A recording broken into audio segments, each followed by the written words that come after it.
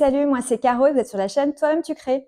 Alors sur cette chaîne, je vous embarque dans mes aventures créatives et plus particulièrement dans mes aventures autour du tricot et de la couture. Je couds depuis environ 5-6 ans, je tricote depuis environ 5-6 mois, donc en gros le début de l'année. Et l'idée vraiment de la chaîne pour moi, c'est de vous présenter un petit peu tout ce que je couds, tout ce que je tricote, ce que je réussis un petit peu moins bien, et de pouvoir partager avec des passionnés comme moi. Sur la vidéo du jour, je voudrais vous présenter les coutures que j'ai réalisées sur le mois qui vient de s'écouler, donc en gros le mois de mai et le tout début du mois de juin. Alors je vis à Marseille, normalement au mois de juin il fait très beau, très chaud, etc. On ne peut pas dire que cette année ce soit vraiment le cas. Donc c'est vrai que pour l'instant je suis assez peu rentrée dans les cousettes vraiment d'été parce que finalement la météo ne s'y prête pas vraiment. D'ailleurs, avant que je démarre et que je vous présente un petit peu toutes mes réalisations, ce que je porte. Alors, ce que je porte, hop, je vais voir, voilà, c'est la marinière Malo de Jolie Lab que j'avais reçue. Alors, vous savez, à l'époque, Jolie Lab faisait un abonnement où tous les mois, vous receviez dans votre boîte aux lettres un kit avec un patron nouveau et inédit et tout ce qu'il faut pour le réaliser, donc tissu, mercerie, etc. Donc c'est à cette époque-là qu'effectivement j'avais reçu cette marinière et que je l'avais cousue. On va démarrer avec mes réalisations.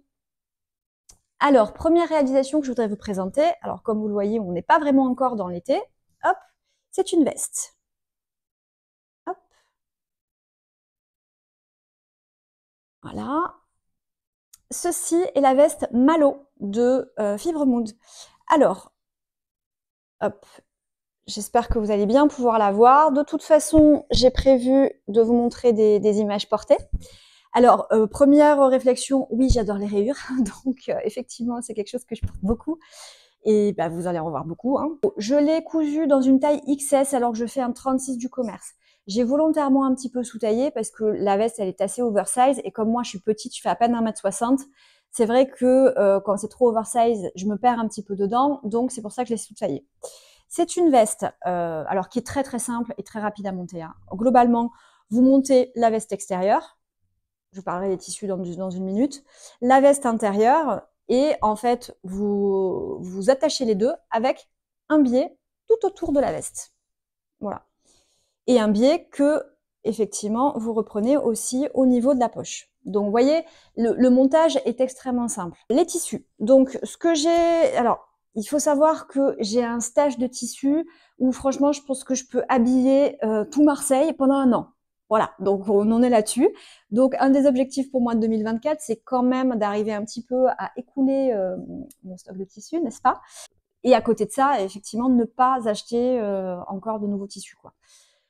Voilà, donc je tape dans mon stage. Donc clairement, les tissus que je vais vous montrer, etc., il y a de fortes chances que vous les retrouviez pas. Parce que effectivement, certains datent de 3-4 ans. Hein, donc voilà. La folie de l'achat de tissus quand vous démarrez la couture, je pense que beaucoup sont passés par là. Moi, j'ai eu une très grosse phase et vraiment, ça déborde de tous les côtés. Donc l'idée, c'est vraiment de petit à petit écouler mon stage si j'arrive un jour à l'écouler, ce qui est vraiment pas certain. Bref, donc tissu extérieur. C'est un coton natté. Alors, je ne sais pas si vous verrez, mais il y a un tout petit peu de lurex. J'avais acheté, il me semble, chez Benitex à l'époque. Donc, j'aime beaucoup. Hein. Il est assez rigide quand même. Et effectivement, il est tissé. Donc, c'est vraiment... Enfin, moi, c'est un tissu que j'aime beaucoup. Et donc, à l'intérieur, en revanche, j'ai mis un voile de coton tout bête, bleu marine. Biais doré, parce que j'adore le biais doré. Donc, j'en mets à peu près partout. Il faut quand même savoir que là, sur ce début d'année, j'ai recommandé un rouleau de 25 mètres de biais doré parce qu'en fait, j'avais commencé par acheter au tout début de la couture du biais au mètre et en fait, j'utilisais tellement de biais dorés que j'ai acheté un rouleau de 25 mètres. Et là, j'ai terminé, je viens d'en acheter un autre. Donc voilà, team rouleau de 25 mètres. Donc cette veste, effectivement, elle est vraiment pas compliquée à monter, hein, puisque c'est 2 pans de devant, 2 manches, un dos. Veste extérieure, veste intérieure et encore une fois, vous récupérez tout avec un biais. Donc c'est vraiment extrêmement simple. Et je trouve que c'est une veste qui est assez versatile et très sympa pour la mi-saison. Donc, c'est pas ma première et c'est probablement pas ma dernière. Petit point, j'ai rajouté une petite étiquette, je crois que c'est Dicati, voilà, que je trouve très mignonnette. Et voilà, pas grand chose de plus à dire sur cette veste. Je vous la montre pour porter tout de suite.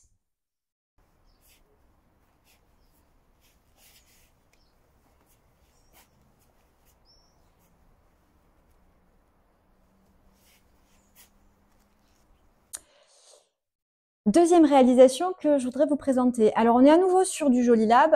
C'est un patron que j'avais reçu dans l'abonnement Jolilab, comme la marinière Malo. Et c'est la blouse Olivia. Alors, la blouse Olivia, c'est une blouse qui est très très simple. Alors, Jolilab, clairement, les patrons tout tombe très bien. C'est très simple. Donc, ce sont des patrons assez, entre guillemets, basiques. Mais en tout cas, ce sont des patrons qui tombent très bien quand on les coud et quand on les porte. Donc moi, c'est vraiment une marque de patron que j'apprécie beaucoup. Et il y a encore un projet avec un patron Jolilab qui arrive un petit peu plus tard. Alors, donc cette blouse que j'ai cousue dans une double gaze de France Duval Stala. Pareil, ça date, je ne sais pas du tout si elle se retrouve ou pas. Donc concrètement, la blouse est très simple, hein, c'est un devant. Des volants sur les épaules, c'est vraiment ça le twist de la blouse, c'est les volants qui apparaissent sur les épaules. Alors moi, j'ai fait un petit rouleauté bleu marine sur les volants pour la finition finalement. Les manches, voilà, très simples qui se montent sur la blouse. Moi, j'ai fait des manches élastiquées à la fin pour un petit twist également. Sur le dos, on a une petite goutte avec un bouton pour fermer la blouse, sachant que le dos est en deux parties. Alors, vous voyez que mes raccords sont pas terribles. Bon, c'est comme ça m'empêche pas de la porter, mais effectivement, un petit mal à rage. En tout cas, cette blouse, elle est très simple à réaliser. Voilà, c'est la seule petite difficulté qu'on peut voir, enfin les deux seules petites difficultés qu'on peut avoir, c'est vraiment d'arriver bien à coudre les volants sans prendre trop d'épaisseur, etc. Et c'est la goutte derrière. Mais franchement, ça fonctionne plutôt très bien. Le bouton, il vient de Mondial Tissu et la petite étiquette, elle vient du magasin Emma. Je vous montre ma blouse Olivia portée.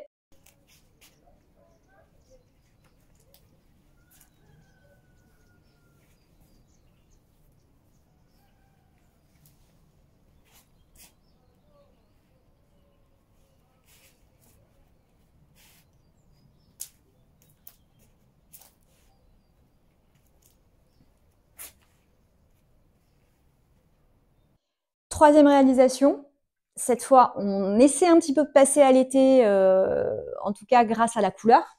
C'est, hop, alors à la caméra, c'est encore plus fuchsia que ça l'est dans la vraie vie. Et ma chemisette d'atelier brunette, qui est faite dans un lin viscose de Dries&Stoffen et des boutons, hop, fuchsia, que j'ai trouvé chez Cousette.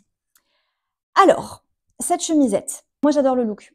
Vraiment, c'est un look que j'adore. Alors, la chemisette, elle a un col tailleur. Elle est extrêmement loose. La poche, hop, ici, sur la poitrine. Les manches un petit peu longues, avec un revers et un bouton. J'adore le look. Je trouve que vraiment, c'est hyper joli, c'est hyper élégant, ou décontracté selon le tissu. Là, ça fait plutôt décontracté. Donc, c'est vraiment quelque chose que j'adore comme look. Alors, c'est pour ça que je me suis accrochée. Parce que je trouve le patron pas hyper explicite au niveau du col tailleur. Clairement, moi, je m'en suis pas sortie. Je m'en suis pas sortie avec leurs explications.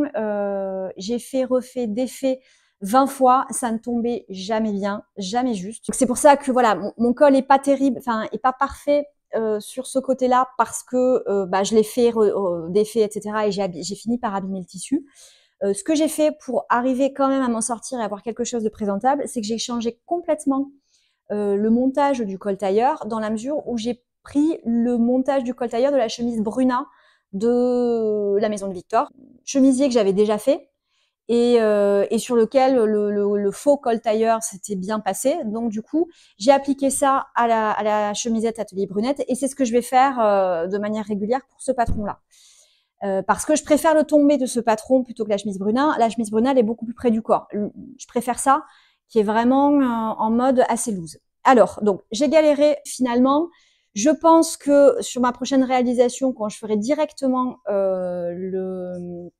la méthode du chemisier Bruna, peut-être qu'effectivement ça ira. Alors, non, je vais vous finir l'extérieur et je vais vous montrer l'intérieur après. Donc, en gros, sur cette chemisette, comment ça marche? Donc, c'est un montage assez classique de chemise, hein, hormis ce col tailleur auquel je vais revenir. On a un devant, derrière, on a un bas du dos et 2 empiècements au niveau du dos qui nous permet d'avoir une finition extrêmement propre à l'intérieur. Hop, je fais ça. Puisque, hop, on a un intérieur. Voilà, la couture de l'intérieur, elle est prise dans les 2 empiècements grâce à la méthode du burrito. Donc franchement, c'est hyper clean. Les manches, alors moi je les ai raccourcies de 5 cm parce qu'elles étaient vraiment trop longues. La manière dont on fait le revers m'a un petit peu étonnée, c'est pas la manière classique, mais peu importe. Donc, revenons sur ce col tailleur. Alors, avant de préparer la vidéo, je me suis aperçue que j'avais oublié une petite piqûre. Donc, bon, bah, c'est pas grave, vous verrez les épingles, hein, je la finirai après. Mais voilà, comme je le disais, en fait, moi, j'ai pas réussi à faire le même fonctionnement que, à faire ce qui a l'air indiqué dans le patron. Donc, j'ai pris plutôt l'idée de faire comme le chemisier Bruna, où en fait, les parmentures, elles restent entre guillemets apparentes ici, et elles sont pas rentrées dans le col. Et là, on a un surjet. Alors, je pense que effectivement, bon bah voilà, ce serait beaucoup plus joli si c'était pris dans la couture, mais en fait, comme j'y suis pas arrivée, j'ai préféré faire de cette manière-là. Donc là, vous le voyez, hop, il me manque de faire un petit point invisible ici et des deux côtés, hein, voilà, pour tout ça. Donc voilà, cette chemisette, elle n'est pas parfaite, mais bah, vous allez le voir, j'ai déjà prévu quand même de la refaire parce que je trouve le look par contre vraiment canon. Et bah, si Atelier Brunette nous entend, hein, ce serait bien qu'il fasse une vidéo pour l'explication de ce col, ou qu'il soit un petit peu plus explicite sur le montage du col, d'autant plus que j'ai l'impression qu'il y a des petites erreurs sur les schémas. Donc voilà, je vous présente cette chemisette portée tout de suite.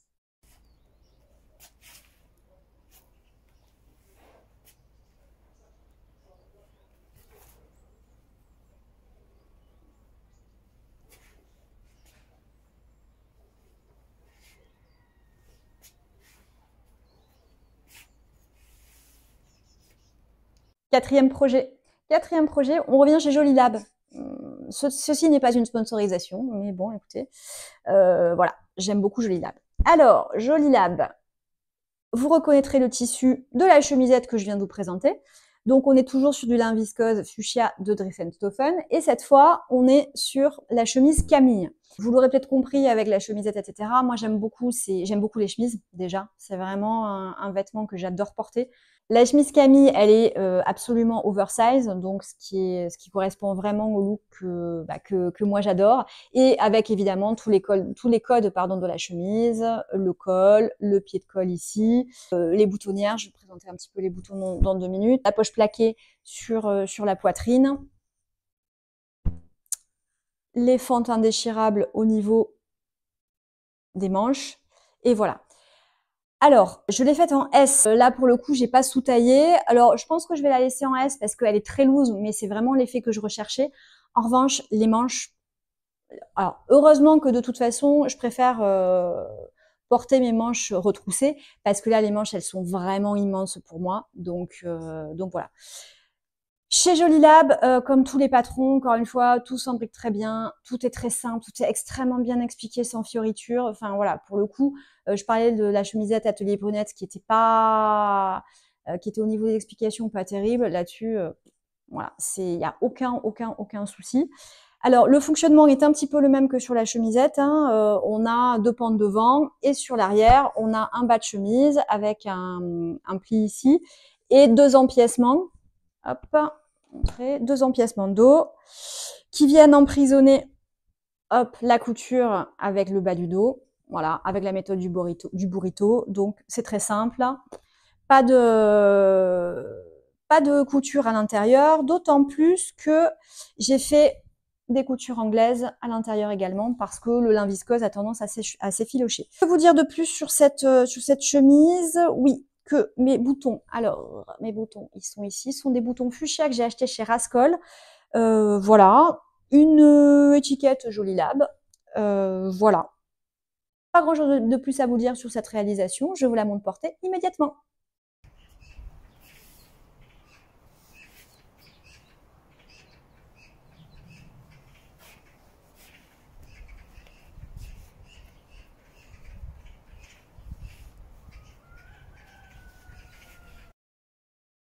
Dernière réalisation que je voudrais vous montrer, c'est la blouse d'Elia de la Maison Victor. Alors, cette blouse, c'est une blouse alors qui est froncée sur le devant comme sur l'arrière. Elle est très bien finie puisque en fait, pour les empiècements, que ce soit dos ou devant, ils sont doublés, ce qui permet effectivement, via la technique du burrito, d'avoir aucune couture apparente à l'intérieur. Donc voilà, je trouve que c'est assez sympa. Donc la blouse étant froncée, etc., elle est un petit peu oversize. Les manches sont faites dans la continuité finalement du reste du corps. Donc vous avez une patte de boutonnage qui est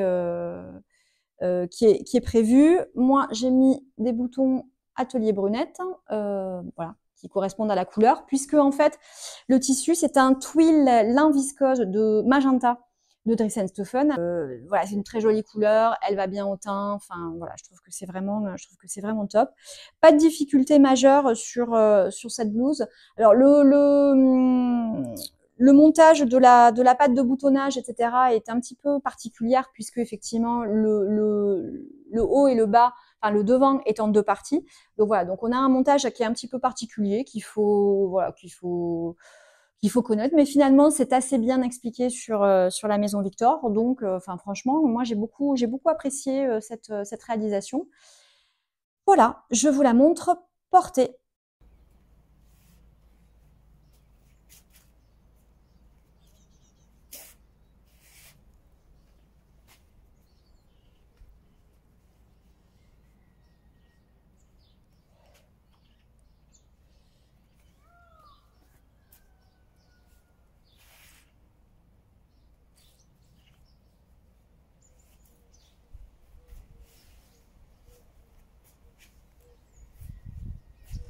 Voilà, j'en ai terminé avec mes réalisations que je voulais vous présenter. Pour le mois qui arrive, alors j'ai pas encore prévu tout ce que j'allais faire.